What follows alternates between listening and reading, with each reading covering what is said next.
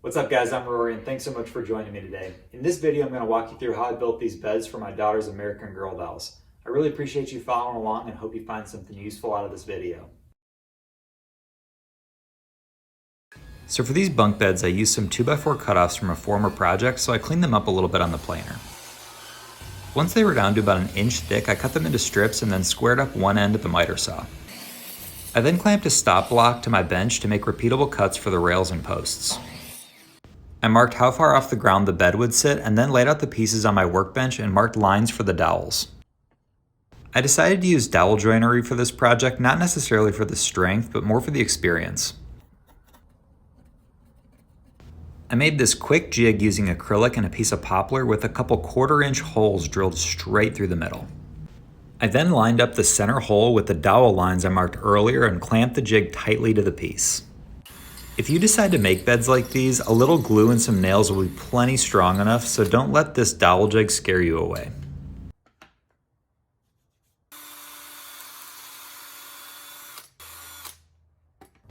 After what felt like 1,000,000 holes later, I test fit the rails and posts to make sure they all lined up. Thankfully they did. But I had to be careful not to mix any of these pieces up. For the head and footboard, I cut a few pieces of 1x6 material and used a scrap of flexible edge banding to put a uniform curved detail along the top. This could also be done with a flexible ruler or even a piece of cardstock.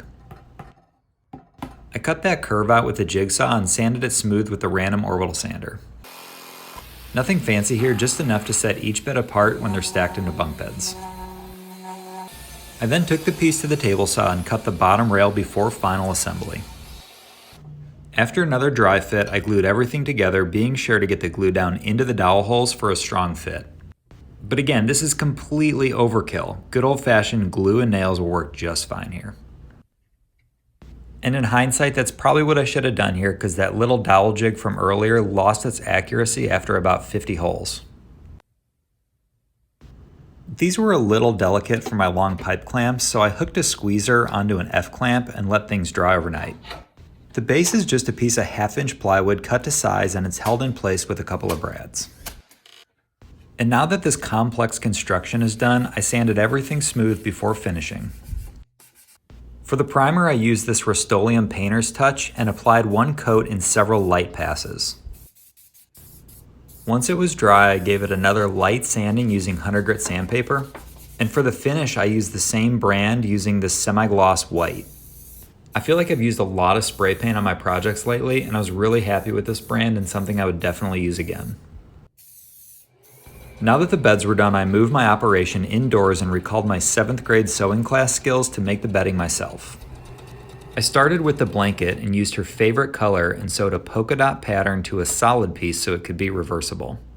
I sewed them inside out, leaving a small hole to flip them right side out, and then finished that hole with a ladder stitch. That's right, I said ladder stitch. I know this is RLL Woodworks, but there's no shame in a little sewing every now and again. I consider myself an equal opportunity maker. I did the same thing for the pillows and stuffed them with care to make them comfortable for the little dolly heads. And thanks to YouTube, I learned how to finish that ladder stitch and hide the tail inside so you can't see it. It's not perfect, but I was a little impressed with myself.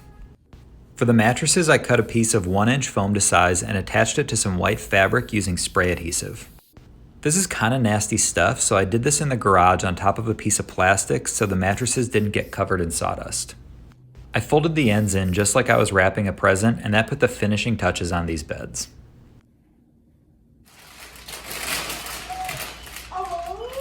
Because Daddy made them.